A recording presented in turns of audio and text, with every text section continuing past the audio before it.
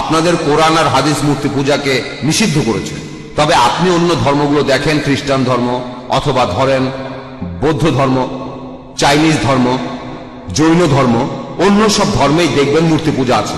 আপনারা মুসলিমরা পৃথিবীর সংখ্যার মাত্র 15 থেকে 20% হবেন সব মিলিয়ে, এটা শতকরা হিসাবে।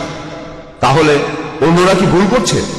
খ্রিস্টান ধর্মটা দেখেন 1 মিনিট, যে কোনো অ্যাংলিকান চার্চ অথবা Russian orthodox, Greek orthodox, Catholic বা প্রোটেস্ট্যান্ট, চীনে দেখেন অনেক বড় মূর্তি ঈশ্বরের। তাহলে এরা সবাই ভুল? খুবই সুন্দর প্রশ্ন করলেন। তিনি বললেন পৃথিবীতে মুসলিম আনুমানিক 15 থেকে 20%, কেউ বলে 25%, সে যাই হোক, আপনি বললেন 15 থেকে 20%, আচ্ছা মেনে নিলাম। আপনি বললেন যে খ্রিস্টানরা তারা মূর্তি পূজা করে, আমিও একমত।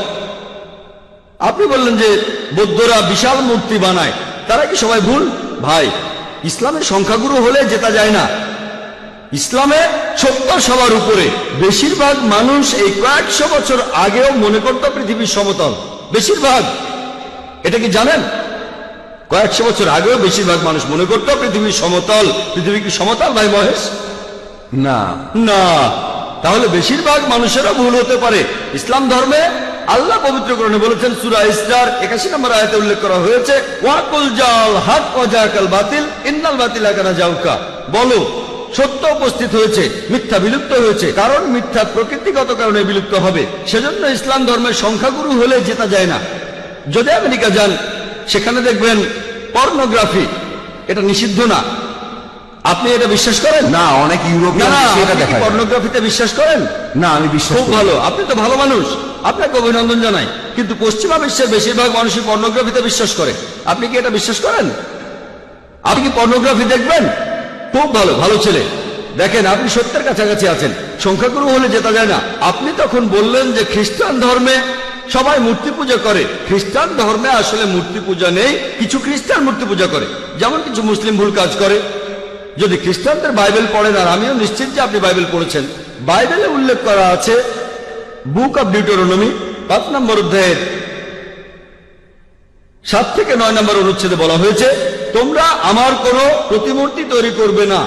মহান স্রষ্টা তিনি বলেছেন, ওল্ড টেস্টামেন্টে আছে, তোমরা আমার কোনো প্রতিমূর্তি তৈরি করবে না, কোনো কিছুই না যেটার সাথে মিল আছে আকাশমণ্ডলের কিছু, পৃথিবীর কিছু, অথবা পৃথিবীর নিচের কিছু। তোমরা তাদের সেবা করবে না, তাদের কাছে নতজানু হবে না, কারণ আমি তোমাদের ঈশ্বর এবং প্রভু খুবই প্রতিহিংসা পরায়ণ। এই কথা আবারও আছে বুক অব এক্সোডাস 20 নম্বর অধ্যায়ের 3 থেকে 5 অনুচ্ছেদে, যে তোমরা আমার কোনো প্রতিমূর্তি তৈরি করবে না, কোনো কিছুই না যার সাথে মিল আছে আকাশের কিছুর, পৃথিবীর কিছুর, অথবা পৃথিবীর নিচের কিছুর। তোমরা এদের সামনে নতজানু হবে না, সেবা করবে না, কারণ আমি তোমাদের ঈশ্বর এবং প্রভু খুবই প্রতিহিংসা পরায়ণ। তাহলে ওল্ড টেস্টামেন্ট অনুযায়ী মূর্তি পূজা নিষিদ্ধ কাজ। আর যীশু খ্রিস্ট নিজেই বলেছেন, এটা আছে গসপেল অফ ম্যাথিউ 5 নম্বর অধ্যায়ের 17 থেকে 20 অনুচ্ছেদে, মনে করো না আমি নবীদের আইন বাতিল করতে এসেছি, এগুলোকে বাতিল করতে আসিনি, পূরণ করতে এসেছি। তোমাদের মধ্যে যদি কেউ কোনো একটা আইন ভাঙে আর অন্য কেউ ভাঙতে বলে, সে তাহলে স্বর্গের রাজ্যে প্রবেশ করতে পারবে না। আর যে এই আইনগুলো মেনে চলবে, সে স্বর্গের রাজ্যে প্রবেশ করতে পারবে। যদি তাদের ন্যায়নিষ্ঠতা গ্রন্থে বলা ন্যায়নিষ্ঠার চাইতে বেশি না হয়, তাহলে তারা স্বর্গের রাজ্যে প্রবেশ করতে পারবে না। তাহলে যীশু খ্রিস্টের কথা অনুযায়ী আপনি যদি স্বর্গের রাজ্যে প্রবেশ করতে চান, আপনাকে তাহলে ওল্ড টেস্টামেন্টের সবগুলো আইন মানতে হবে, মুসা নবীর আইন মানতে হবে। স্রষ্টার কোনো প্রতিমা বানাবেন না। তারপরও মানুষ বানায়, কেন? সব খ্রিস্টানরা কিন্তু বানায় না, প্রোটেস্ট্যান্টরা বানায় না। খ্রিস্টান ধর্ম সম্পর্কে আপনার জ্ঞান বেশ কম, আপনি এখনো ছাত্র। ক্যাথলিকরা এটা করে, তারা মূর্তি বানায়। এজন্যই প্রোটেস্ট্যান্টরা প্রোটেস্ট করেছিল যে আপনাদের কাজটা ভুল। তাহলে বাইবেলের কথা অনুযায়ী সৃষ্টিকর্তার কোনো প্রতিমা বানাতে পারবেন না। আপনার কথা মানি? বেশিরভাগ হিন্দুই মূর্তি পূজা করে। আমি আগে বলেছিলাম, নাতাস্তি প্রতিমা আস্তি, মহান সৃষ্টিকর্তার কোনো প্রতিমা নেই, কোনো ছবি নেই, কোনো ভাস্কর্য নেই, তার কোনো মূর্তি নেই। আপনি কি মূর্তি পূজা করেন? হ্যাঁ, আমি করি। আচ্ছা, তাহলে তো বেদ মানছেন না। আমি আসলে সবগুলো ধর্মই মানি, সব ধর্মই এক, কারণ মহান ঈশ্বর সবগুলো ধর্ম সম্পর্কেই জানেন। ভাই, আপনি যদি সবগুলো ধর্মই বিশ্বাস করেন, তার মানে আপনি অন্য ধর্ম পালন করছেন কিনা জানি না, তবে হিন্দু ধর্ম পালন করছেন না। আপনি হিন্দু ধর্ম পালন করছেন না। আমি আপনাকে বলি, ঈশ্বর তো ঘুমাচ্ছেন না, তিনি সবই জানেন। তিনি তো সবকিছু সৃষ্টি করেছেন, সবকিছু। তাই তিনি সবগুলো ধর্ম সম্পর্কেই জানেন, যেমন ইসলাম। ভাই, আপনি একবারে একটা প্রশ্ন করেন, লম্বা লাইন দেখা যাচ্ছে, এই প্রশ্নটার উত্তর দিচ্ছি। এরপরে লাইনের পেছনে গিয়ে দাঁড়াবেন, তারপর সময় আসলে প্রশ্ন করবেন। ঠিক আছে? প্রশ্ন করেছেন যে ঈশ্বর কি ঘুমাচ্ছেন? আল্লাহ এই কথার উত্তর দিয়েছেন পবিত্র কোরআনে সূরা বাকারার 255 নম্বর আয়াতে উল্লেখ করা হয়েছে। আল্লাহ বলেছেন, আল্লাহু লা ইলাহা ইল্লা হুয়াল হাইয়ুল কাইয়ুম লা তাখুযুহু সিনাতুন ওয়ালা নাওম, যে আল্লাহ অবিনশ্বর, চিরস্থায়ী, তিনি কারো মুখাপেক্ষী নন, তার নিদ্রার প্রয়োজন হয় না, তন্দ্রা তাকে স্পর্শ করে না, বিশ্রামের প্রয়োজন হয় না। আমাদের ঘুমানোর প্রয়োজন হয়, আমাদের বিশ্রাম নেওয়ার প্রয়োজন হয়, আল্লাহ তাআলার ঘুমানোর প্রয়োজন হয় না। আল্লাহ তাআলা পবিত্র কোরআনে বলেছেন, তিনি যদি চাইতেন তাহলে পৃথিবীর প্রত্যেকটা মানুষকে বানাতে পারতেন মুসলিম হিসেবে, মুসলিম বানাতে পারতেন। আল্লাহর পক্ষে খুবই সোজা, শুধু কুন ফায়াকুন। তবে এই জীবনটা পরকালের জন্য পরীক্ষা।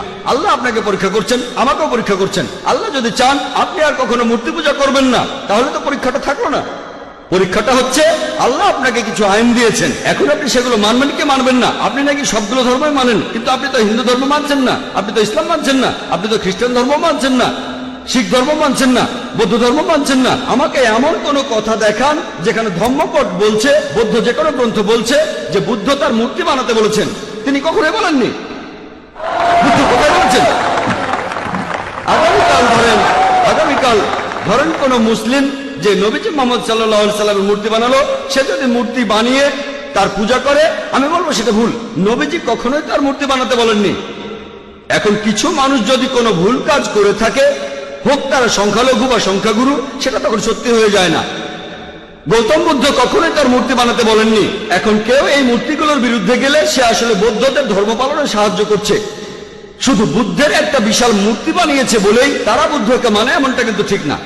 সেজন্য আমি বলেছি, যদি কোনো ধর্মকে বুঝতে চান, অনুসারীদের দেখবেন না, ভাই মহেশ আমাকে দেখবেন না, ধর্মগ্রন্থগুলোকে দেখেন, পবিত্র কোরআন দেখেন, পবিত্র কোরআন পড়েন, আপনাদের বেদ পড়েন, যেগুলো কমন সেগুলো মেনে চলেন, আর যেগুলো কমন না সেগুলো পরে দেখবেন। আপনি নাকি সব ধর্মই পালন করেন, আপনি তো হিন্দু ধর্ম মানছেন না, খ্রিস্টান ধর্ম মানছেন না, ইসলাম ধর্ম মানছেন না, সবগুলো তো পরের কথা। আমি বলছি অন্তত পক্ষে কমন জিনিসগুলো আপনি মেনে চলেন, যেগুলো কমন না সেটা নিয়ে পরে কথা বলবো। আপনি তো কমন জিনিসগুলো মেনে চলছেন না, সবগুলো মানা তো পরের কথা। যেদিন আপনি মূর্তি পূজা বন্ধ করবেন, সেদিন আমি কথা বলতে পারবো যে আপনি সবগুলো ধর্মের সবচেয়ে প্রধান কথাটা মানছেন।